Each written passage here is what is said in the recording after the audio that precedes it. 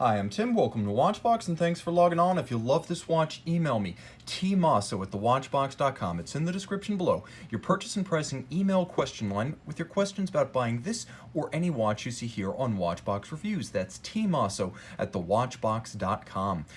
Now, today we are discussing a legendary watch, the Resonance 1 FP Journe Chronometre à Resonance 38mm in platinum. This is the first generation with the brass caliber 1499 in its original form.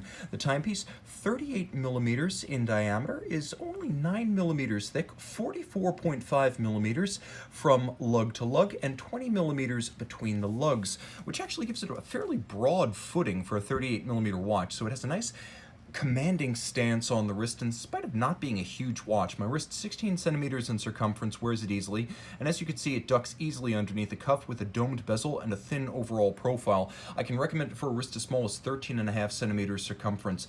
Now, the timepiece launched in 2000 was the realization of FP Journe's dream of taking Janvier's clock pendulum resonance phenomenon and coupling it to an escapement system in a wristwatch. First, we'll talk about the software and the hardware, and then we'll take another look exactly how that happens.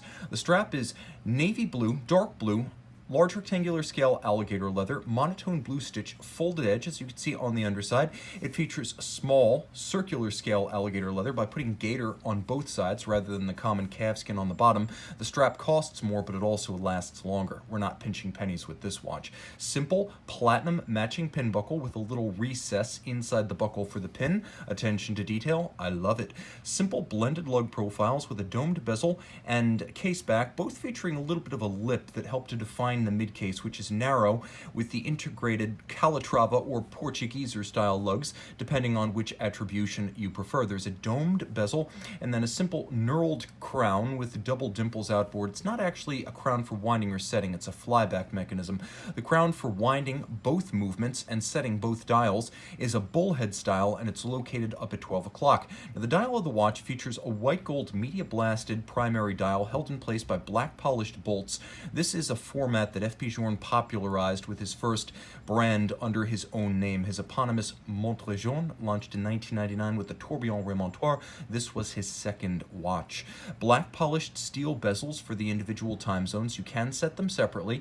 There's a power reserve indicator for the manual wind, 40 to 42 hour power reserve.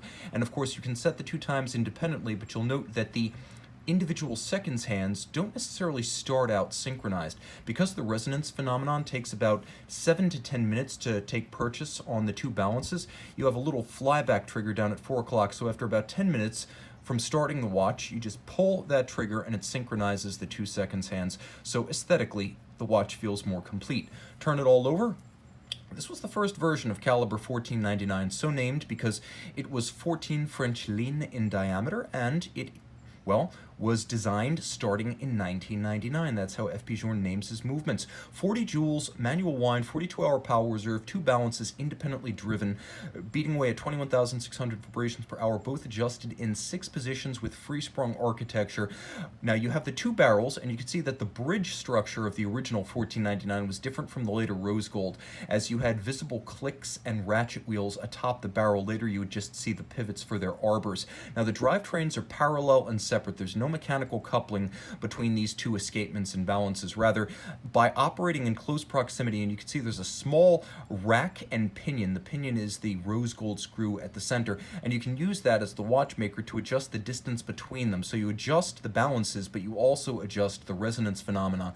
And the idea is that after a period of running in proximity, the parasitic losses emanating outward will cause them to mutually regulate or beat in sync, just as metronomes or pendulum clocks placed in proximity will begin to beat in sync. And this has a virtuous cycle to it, as if one starts to beat at a fast or slow rate due to concussion on the wrist or position relative to gravity, the other will slow or speed it up as needed to maintain the synchronization, and thus the resonance phenomenon of the chronometer helps it to run in a more accurate fashion. That is, both of the independent time zones run in a more accurate fashion. I cannot overemphasize, these are two completely independent movements in one case. Now, all of this is 30 meters water resistant. You'll note it looks silver because it is rhodium plated brass, and prior to mid-2004, all FP Journe movements were made of rhodium-plated brass, and production was much lower than the current day. 900 watches per year, so these watches are all scarce. You can also see that this Resonance 1 features a case stamp of 04. That's the year the case was made, not necessarily the watch, but there's a good chance this was one of the last brass movement resonance models. You'll also note 2 hallmarks, as well as a maker's mark of Eleanor of the Paris metropolitan area, as that French case maker worked with F.P. Journe from his early days building pocket watches, right up until about 2008 when he purchased the concern, moved it to Geneva, and renamed it Boîtier de Genève. So you have a French-made Eleanor case, a Resonance 1 in 38 millimeters with a brass movement. Many overlapping features of this watch discontinued, very rare, very collectible. Email tmosso@thewatchbox.com for purchase and pricing details of this vintage F.P. Journe.